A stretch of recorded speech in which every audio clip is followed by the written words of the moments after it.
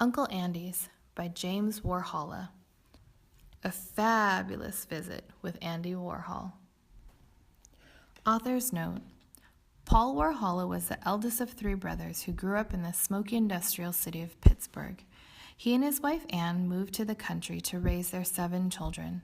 He loved his junk business, which allowed him to be his own boss and choose his own hours. Life in the countryside was far from easy, but for us kids, we had a wonderful, carefree existence. Paul's youngest brother, Andy, left Pittsburgh for New York City in 1949 and soon dropped the A from his name to become known as Andy Warhol.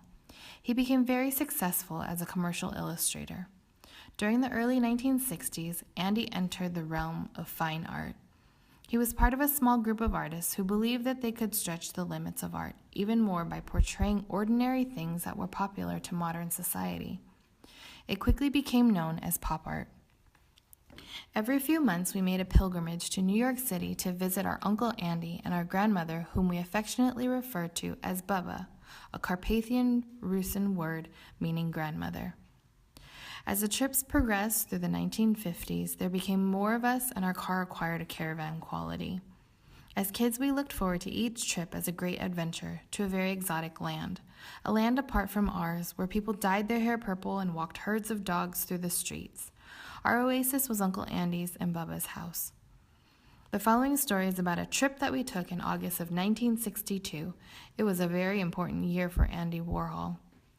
He had his first solo exhibition in which he introduced the world to his soup can paintings. Though he has achieved great prominence in the art world, we will always remember him as our Uncle Andy. Looking back on those days, the one thing I remember most is thinking my dad had the best darn job in the world. Our yard was always so much more fun than anyone else's in the neighborhood. My oldest brother was already away at college, but there were still 6 of us at home. Dad had lots of jobs, but for now he was mostly a junk man. Sometimes the neighbors complained that our yard looked like a junkyard.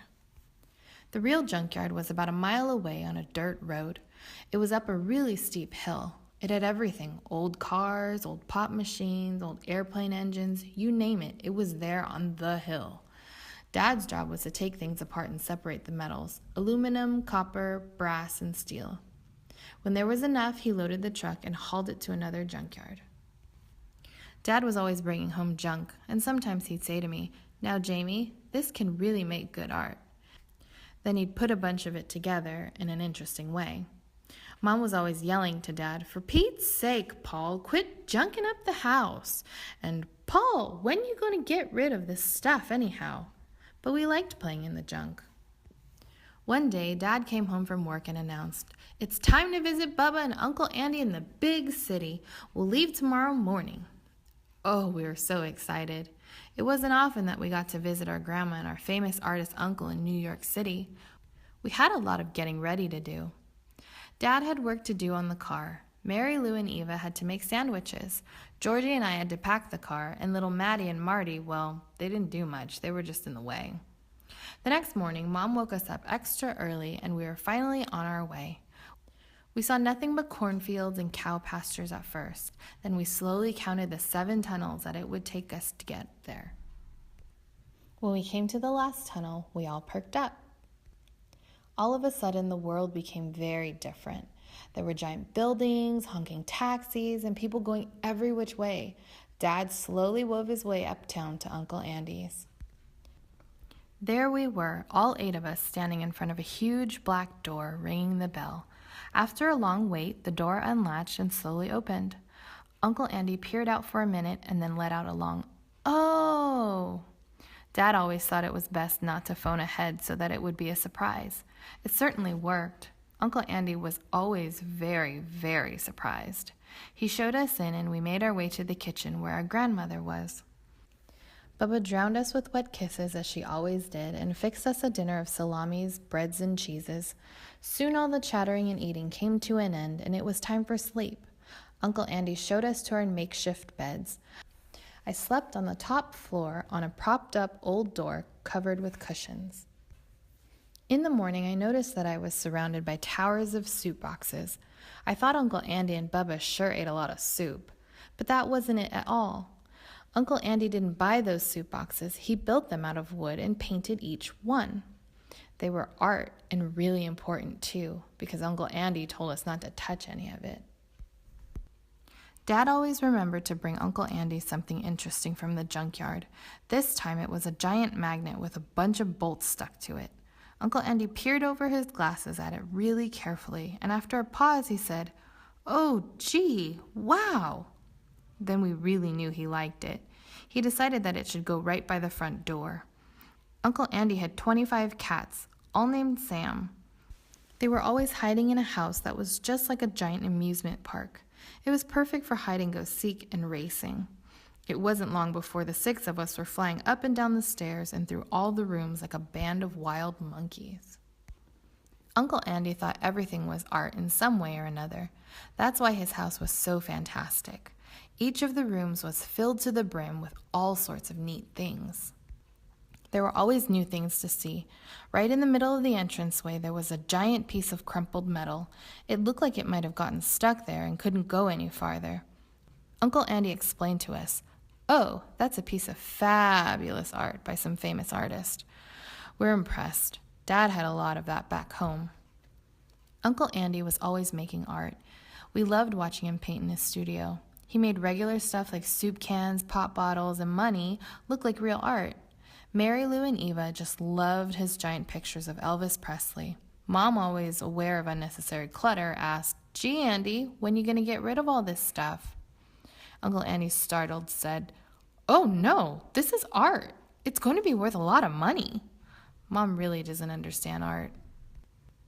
With all the commotion that we caused, Uncle Andy decided it might be better to put us all to work. It wasn't long before each of us had different jobs. He knew I liked to do art, so he let me help him with his giant paint-by-number sailboat painting. At night, Uncle Andy went out to parties to see other famous people. In the morning, we patiently sat by his door waiting for it to open so he could tell us about who he had met. Once, Maddie surprised Uncle Andy by going into his room a little too early. He let out a shriek because he didn't have his wig on yet. Of course, we all knew Uncle Andy was bald, just like Dad and Uncle John.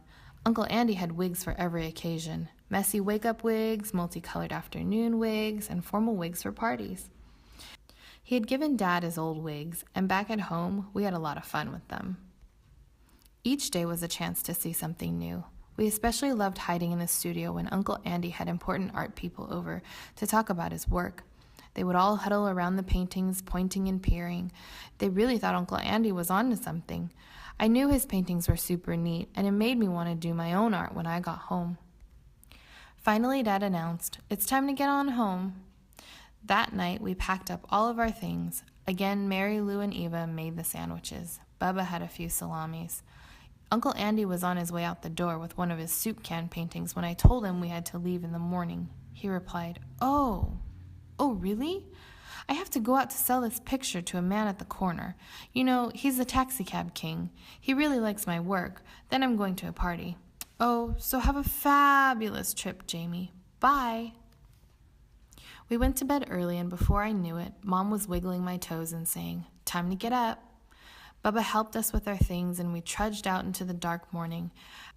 At the foot of the steps, there were a bunch of boxes that Uncle Andy had left for all of us. A lot of neat stuff, including art supplies for me. Bubba drowned us with those wet kisses as we got into the car. Soon we were weaving our way downtown to go through the first tunnel. We all fell asleep wondering about our next trip back to Uncle Andy's. As we got older, we made many more trips back to that faraway city, and Dad continued bringing interesting junk from the junkyard for Uncle Andy. I really liked doing art, and I learned that art is something that is all around us, all of the time. In the corner of my bedroom, I made an art studio of my own, and although Mom fretted and fussed as usual over what a mess it was, she didn't make me clean it up. She even woke me up early on Saturdays to drive me to art class. You know, I think Mom's finally understanding what art's all about.